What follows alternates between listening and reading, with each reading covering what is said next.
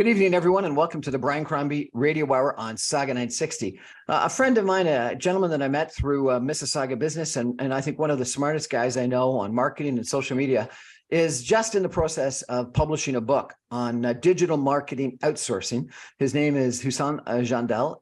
He's a really interesting guy, and he's going to be here to tell us a little bit about his book and what the contents are and what we can learn from it. Husam, welcome to the show. Thank you very much. It's my pleasure. Thank you. It's our honor.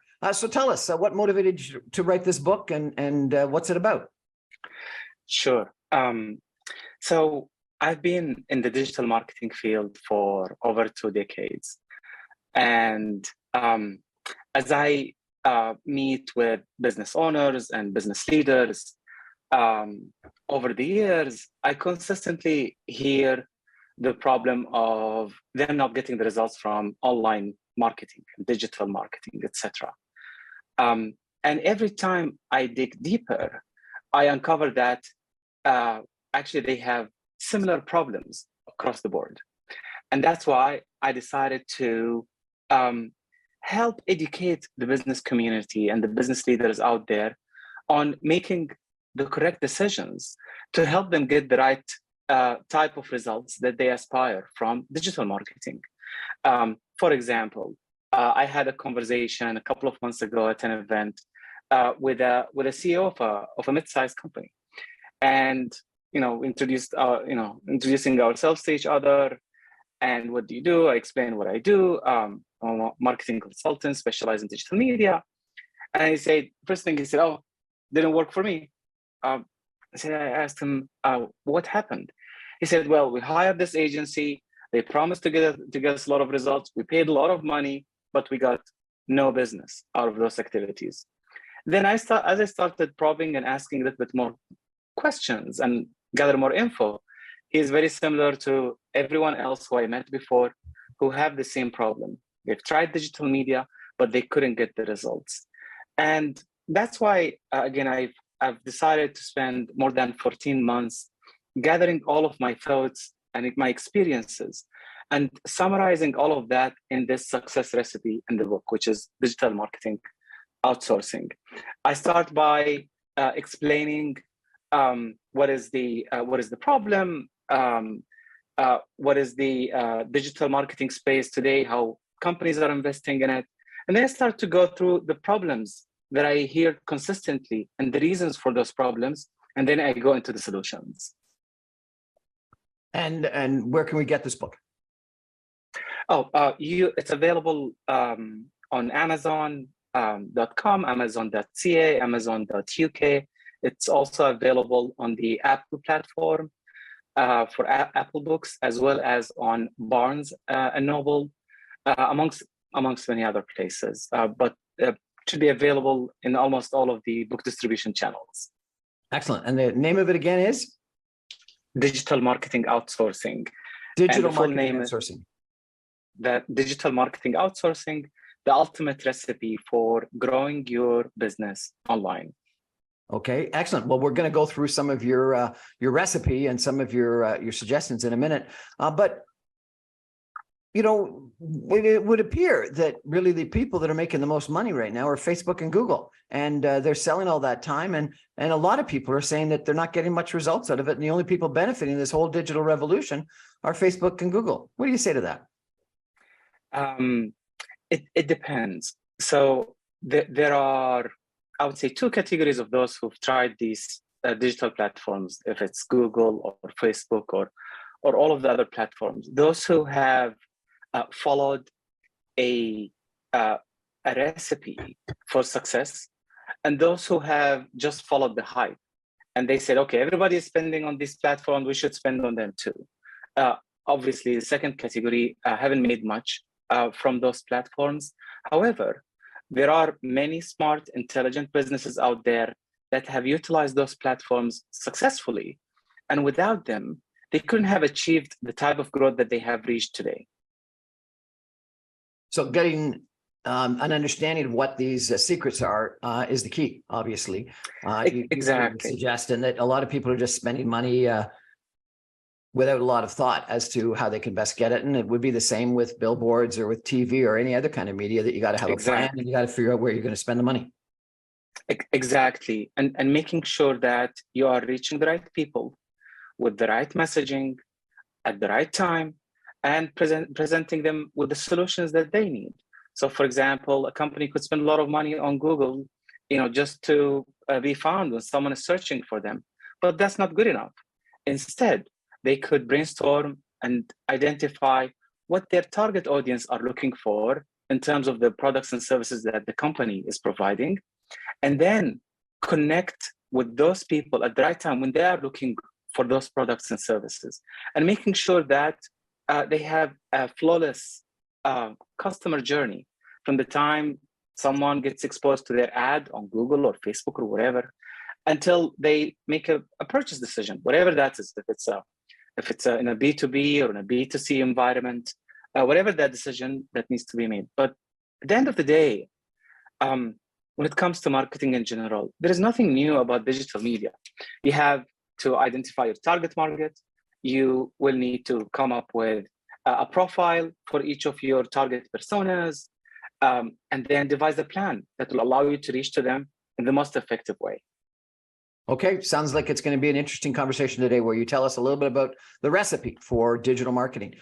We're chatting tonight with Husam Jandal, an expert in digital marketing. We're going to take a break for some messages and be back in just 2 minutes, and we're going to really delve into what some of these recipe suggestions are. Stay with us, everybody.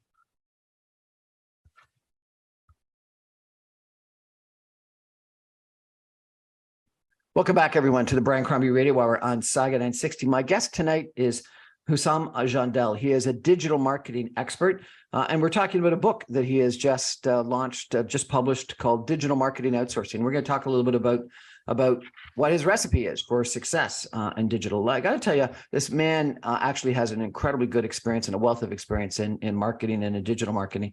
He currently runs a company by the name of Husam Jandal International. He calls himself the Digital Rainmaker, which I love the name of.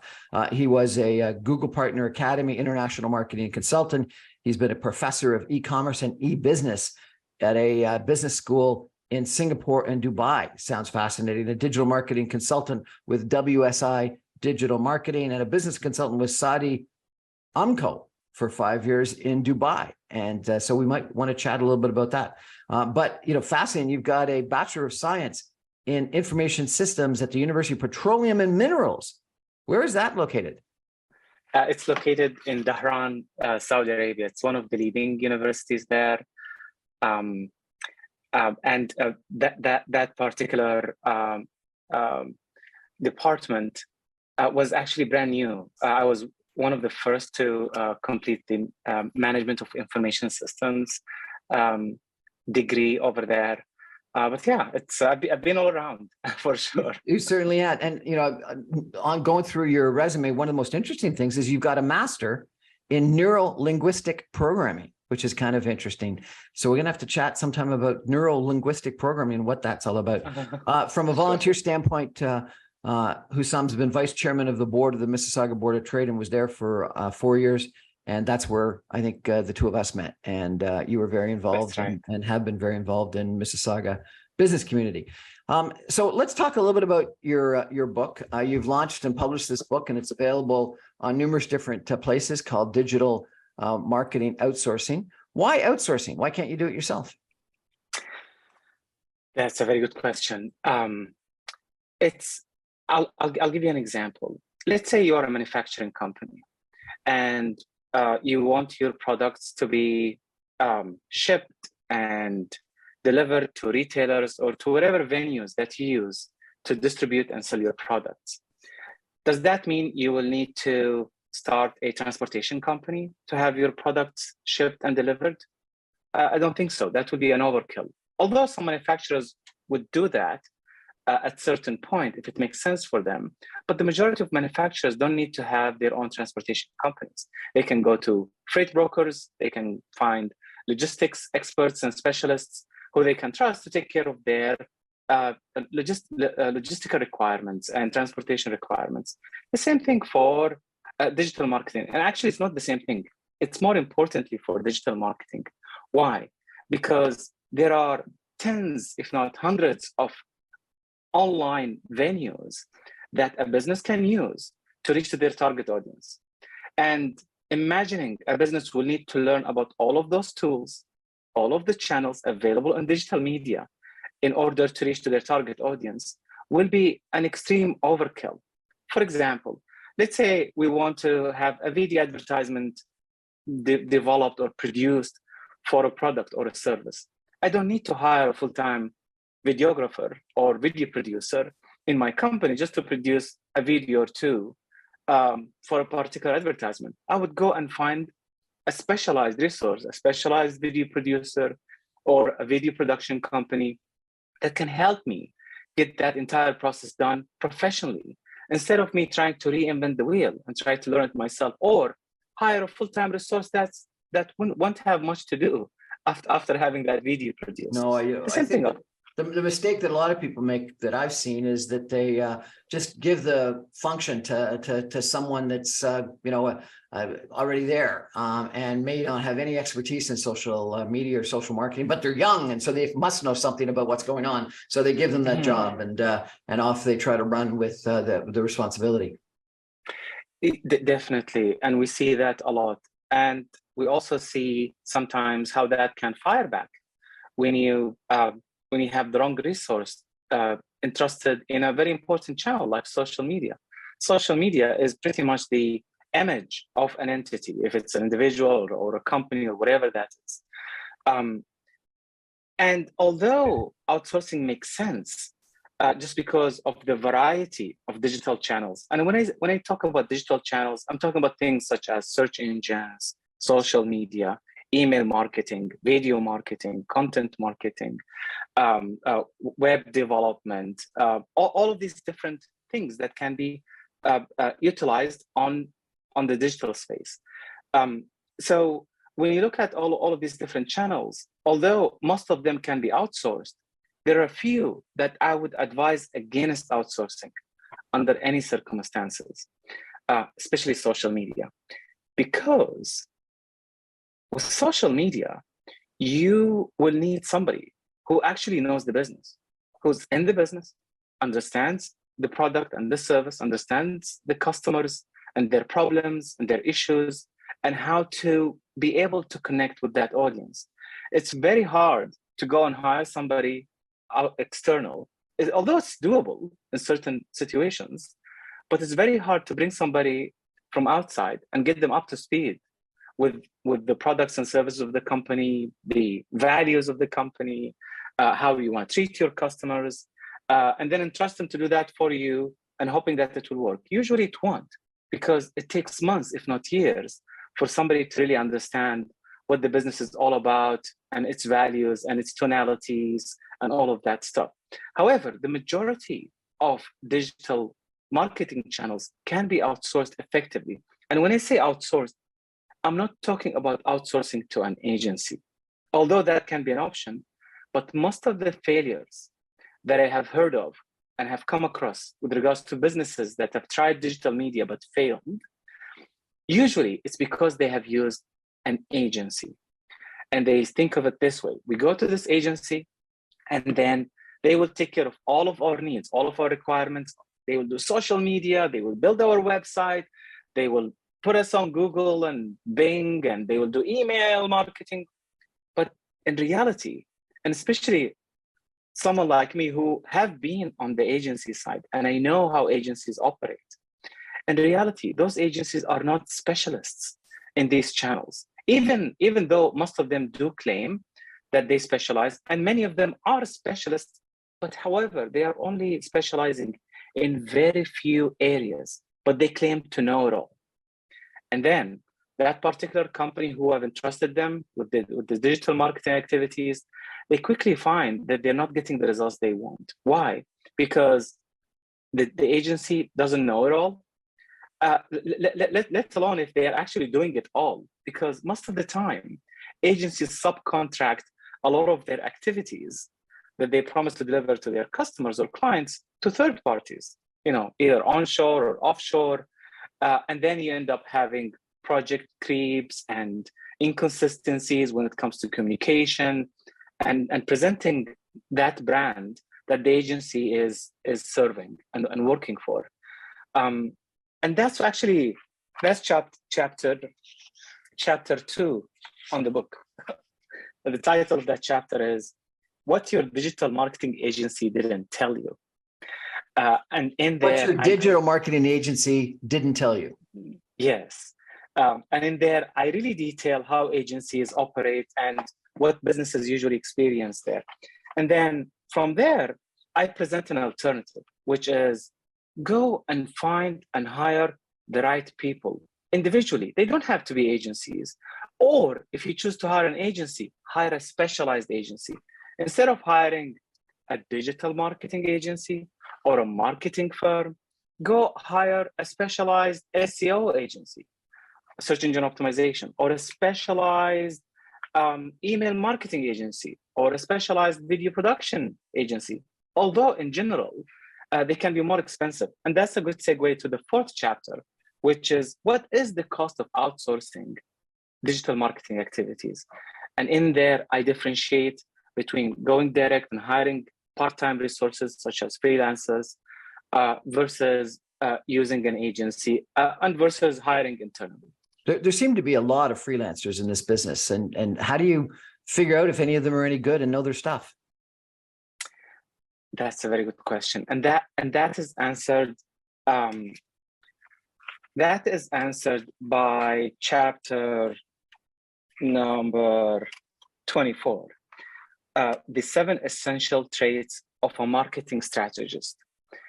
A marketing strategist is someone who is well-versed with the different types of marketing channels out there, especially on digital media.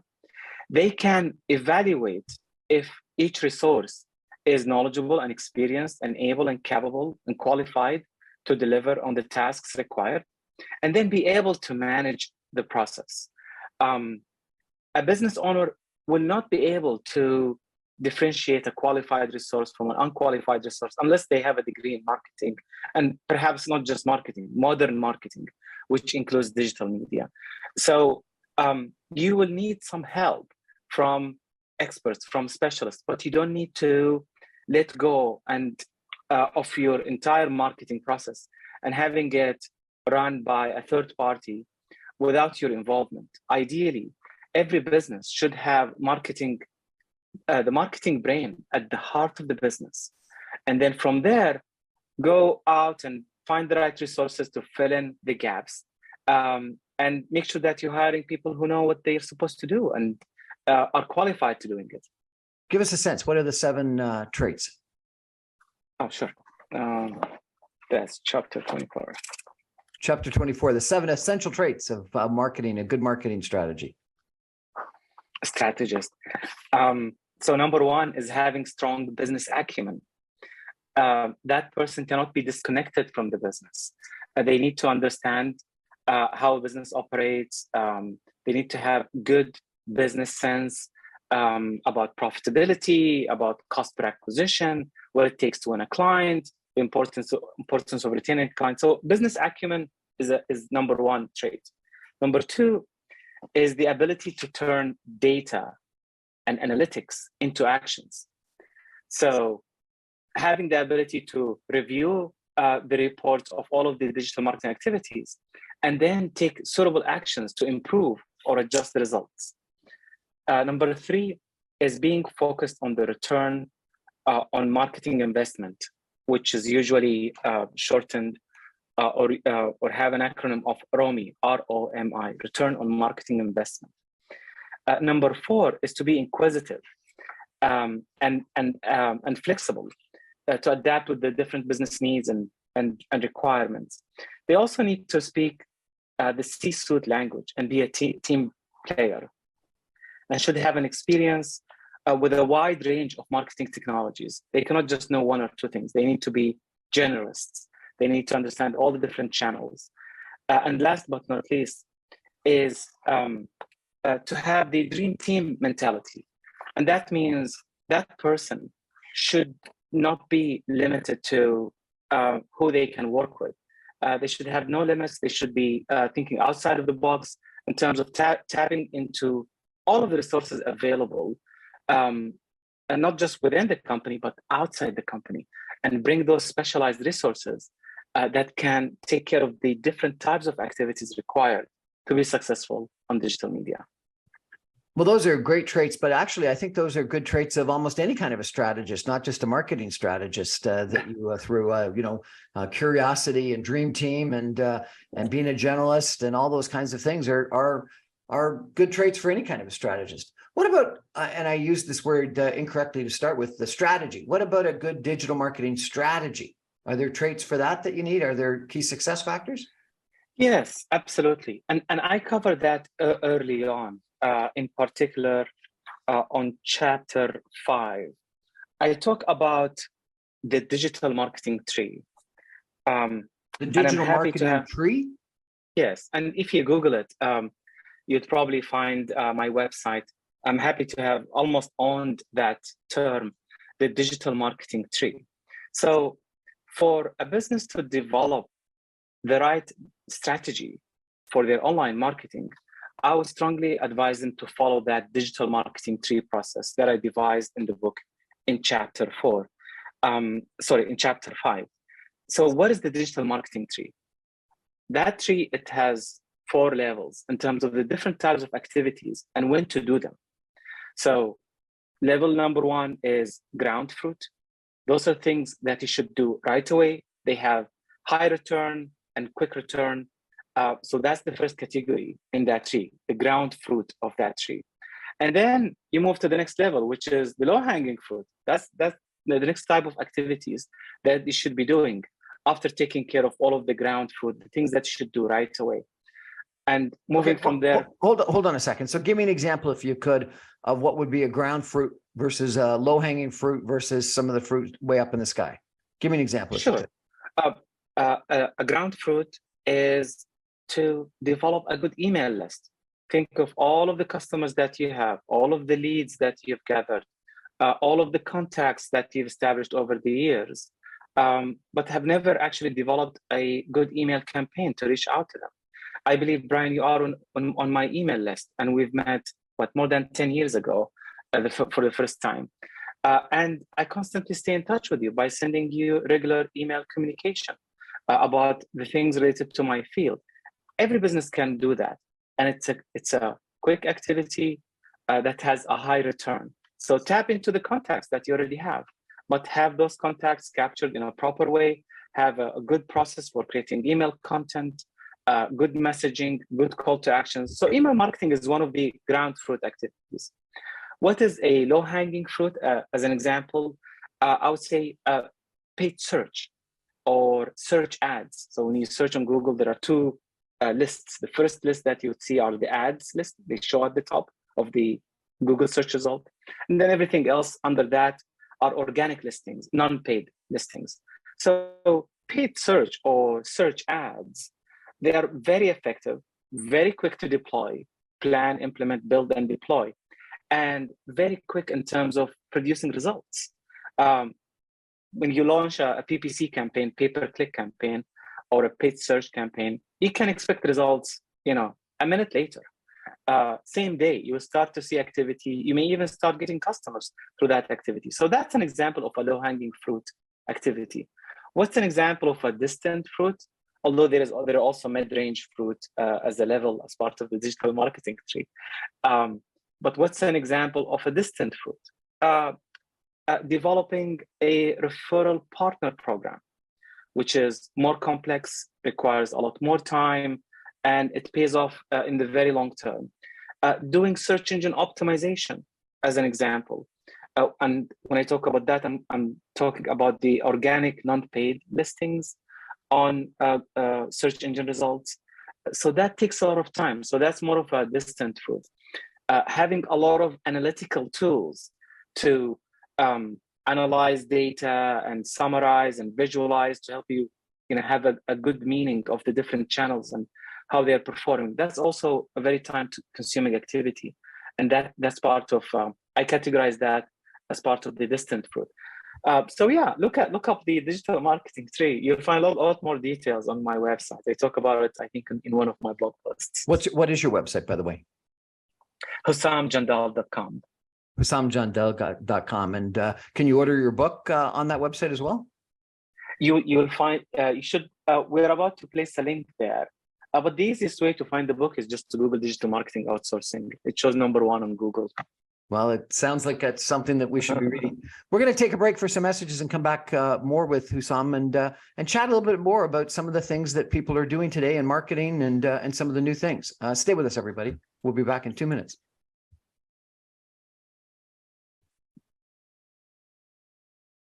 Welcome back, everyone, to the Brian Crombie Radio Hour on Saga 960. My guest tonight is Husam Jandal, who is a digital marketing expert, consultant. He's just authored and published a book on digital marketing outsourcing. And I wanted to reach out to him and find out what his book's got, what it's all about, what he's got to say. And we chatted a little bit about that, and we'll probably come back in a couple of minutes to that, Husam. But I got to tell you, some of your other emails, and maybe this is an example of how your email lists work well, are really quite intriguing. And one jumped out at me that I want to ask you about. You sent out about a month ago, and it was the 6 essential marketing lessons learned in 2022. What are the 6 essential marketing lessons learned in 2022? Oh, that was a while ago. I don't have that list. Well, your number one was brands must stand for something. Why must brands stand for something? I thought, like, brands were just brands. Why do you say they have to stand for something? Because people trust brands that have consistent values with theirs. For example, let's say you have a brand that you used to use, and then all of a sudden you heard that brand is actually ignorant about certain causes or certain matters that you feel very important. Some of them can be global matters, some of them can be local matters. And you realize that that brand who you really liked and used for many years is indifferent about these issues that are very important to you as a consumer. However, there is another brand in the same product category that has taken an action about the things that matter to you, in the way you like a company to take action about those things. Typically, customers will choose actually to switch brands just to be with the brand that's more consistent and in sync with their values and with their thinking in general. So that's one of the reasons that's on the list. And you need to help me with other items. I think it is really quite interesting. And you talk about in your email and in your list that more than 1/3 of people will permanently boycott a brand if they come to a conclusion that it's not in alignment with what they're marketing about, what they're arguing. And I think this is the idea of greenwashing or something like that. That you pretend that you're environmentally oriented, or you pretend that you're supportive of ESG or triple bottom line or whatever it is, and you're not really. And you've really got to do it. I was on a long airplane ride recently, and I rewatched that movie with Lady Gaga, A Star Is Born. And one of the best lines in that movie is when the old rocker tells Lady Gaga, and she's not Lady Gaga in the movie, she's a young ingenue, up and coming rocker. Yeah. He tells her that you've got to have something to say that people want to hear, that you can't just sing. And then, I think this song that, I'm hearing all the time of late, and people are making so many memes on social media about for Miley Cyrus, about I can buy myself flowers. It has a message in it. It has an incredibly strong, it's a good music. It's a good lyric. It's a good tune, but it has an incredible message. And I think that is really true, that whether it's an individual or a song or a marketing campaign or a brand, number one, you should stand for something. And then what you stand for, you got to be consistent with. Absolutely. And that's how you can develop brand loyalty, when your messaging and the matters that you stand for are connecting with what matters to the people that are using your products and services and wanting to connect with your brand. And that should be consistent everywhere, not just the CEO saying that once or twice. It should also show on social media. What do you post about? Yeah. What type of things you support and promote, etc.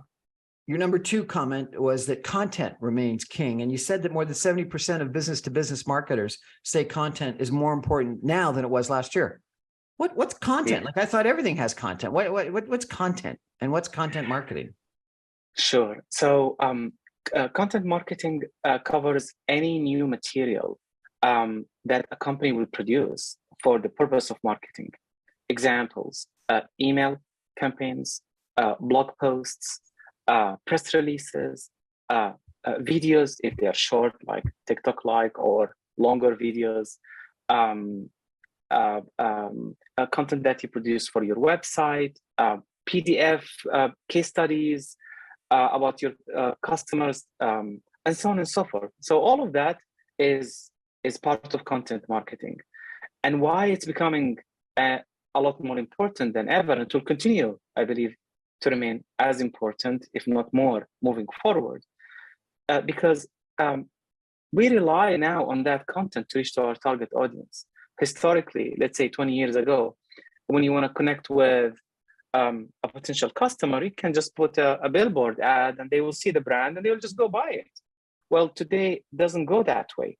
So first thing they will do is they will go research about that thing that they're looking for, the product or the service. They will find content in the form of videos, in the form of blog posts, articles, reviews. And if you don't have content that's in front of those, your target audience, then you're losing. That's why content marketing is so key. Number five, I've skipped over 3 and 4, but number 5 was interesting. You said video is the future, and yet you point out that it's what you call short form video that has the highest return on investment. Why video, and why short form video? A lot of people, if not the majority of people, connect better visually, especially if there is a story, instead of just through written format or static, or using static images. So it's a lot more engaging. Videos are a lot more engaging than many of the different content types. So that's number 1. Number 2, we have much less time at hand today to watch videos. So for videos to remain effective, you will need to be mindful that your target audience doesn't have the same time they used to have 10 years ago or 5 years ago. And therefore, your videos ideally will need to be a lot more concise and short. And that's why the rise of TikTok and the likes of TikToks, even YouTube, they introduced the YouTube Shorts, which are for videos that are less than 1 minute. The same thing for Instagram. They have Instagram Reels. And they are mainly for videos that are within 30 seconds. So that's why video is important, i.e. the content is usually more engaging than other content types. And 2, keeping them short, because as consumers, we have less patience and less time at hand to watch a 10-minute video. Now I'm expecting to see your message condensed in 1 minute or even shorter. Okay, so give me some advice. I'm on AM radio. Some people don't even know what AM radio is all about. And then I rebroadcast my shows on a podcast, which is just audio. And then I rebroadcast it as well as a video on YouTube and LinkedIn and Facebook and Instagram and stuff like that. But they're 45 minutes long. They're long form interviews because I really get to hopefully in depth with people. So am I missing the mark? I should just talk to Husam for 30 seconds rather than for 45 minutes? Not at all. What you're doing is perfect. There is one thing that you could do to take advantage of the change in environment. When I say change in environment, i.e. consumers having less time at hand to watch a 45 minutes video. So produce those 45 minutes videos, but then extract snippets and portions and parts of those interviews that represent complete messages. So, for example, we're talking now about video production, and I don't think it would be more than 4 or 5 minutes in the scheme, in the length of this entire interview. So you can extract that part and then republish only that part and have it labeled accordingly. You know, what are the best practices for video marketing today? And it will be only a 2 or 3 minutes video.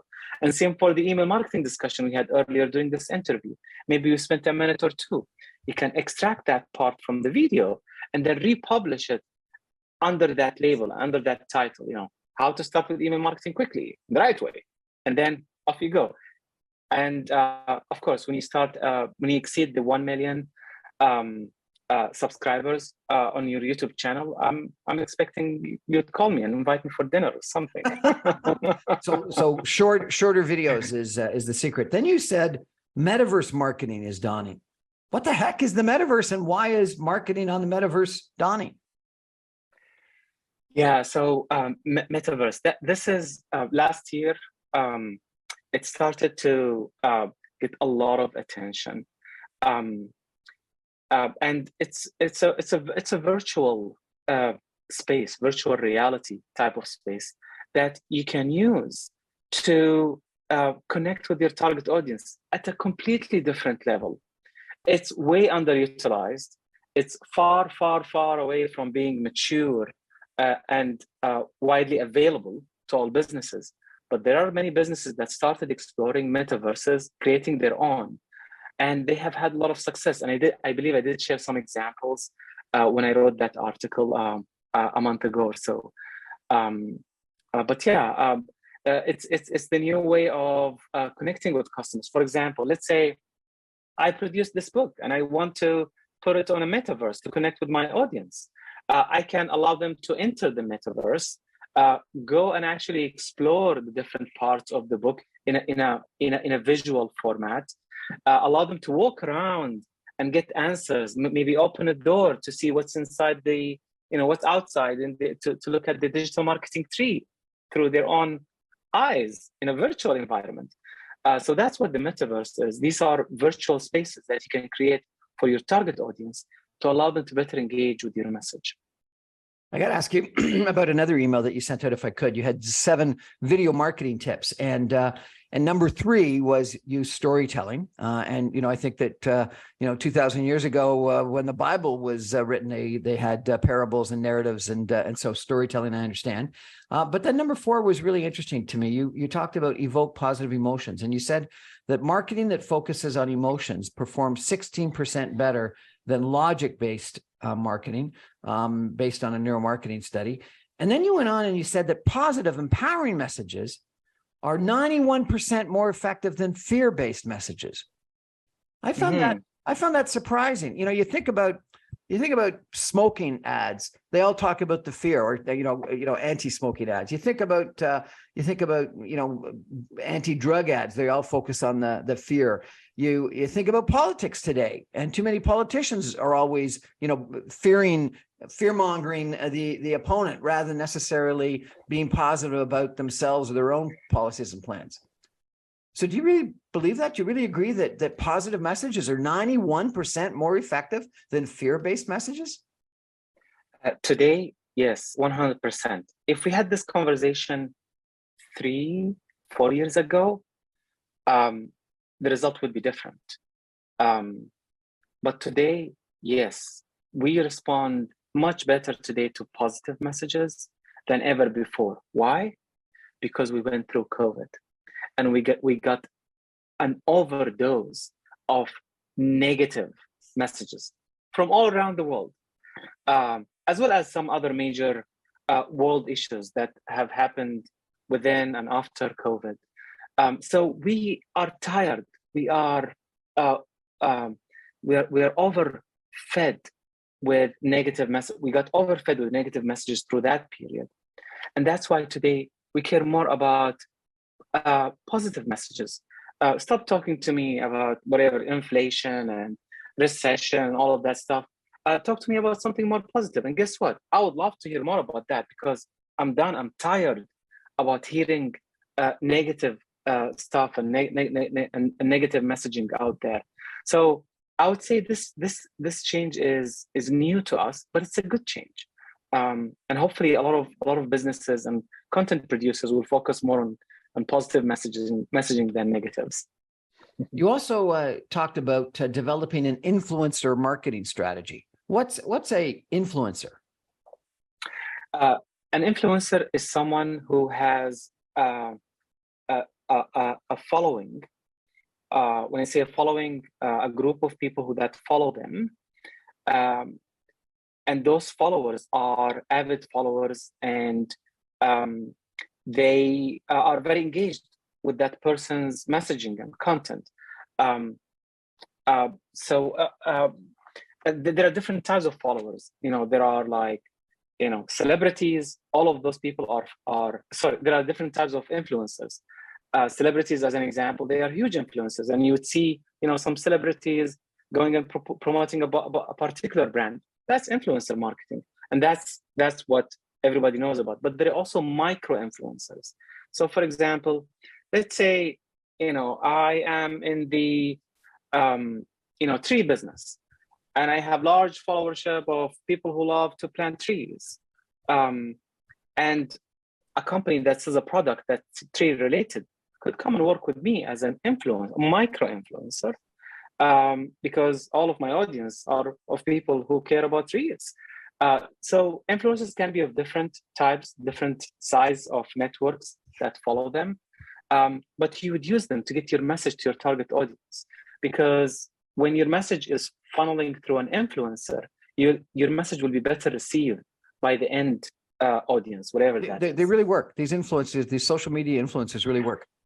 Definitely. Really, that's interesting.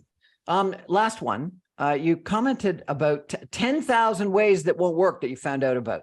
And you talked then about A/B testing and how it's effective. Why would I want to find 10,000 ways that won't work? Because when you find ultimately the way that works, that will be your reward for the long term. And you may actually enjoy the results of that one way that worked, while others are not even aware of it. And you can only find that way which works the best for your intent by testing. Because unless you test different strategies, different messages, different combination of products or services or representations of what you do or what you offer, you'll not be able to get to the perfect combination unless you do a lot of testing and a lot of changes and analyzing the results and so on and so forth. And that's what A/B testing is, testing different marketing messages and seeing which one works out better. Right. That's right. Yeah, and you can do that. You can test that for your messages, Brian. For example, try to put and connecting with the previous point. Try to put a positive post on social media one day, and the next day a negative post about the same topic, and see which post had great engagement and great results. And then you can even perfect that further. Okay, so that post performed better. How we can make it now even more engaging? Maybe we just need to change some of the graphic, maybe change the pictures, maybe shorten it, maybe provide more details, and so on and so forth. Sounds fantastic. We're going to take a break for some messages and be back with some concluding comments from digital marketing expert Husam Jandal. Stay with us, everybody. We'll be back in 2.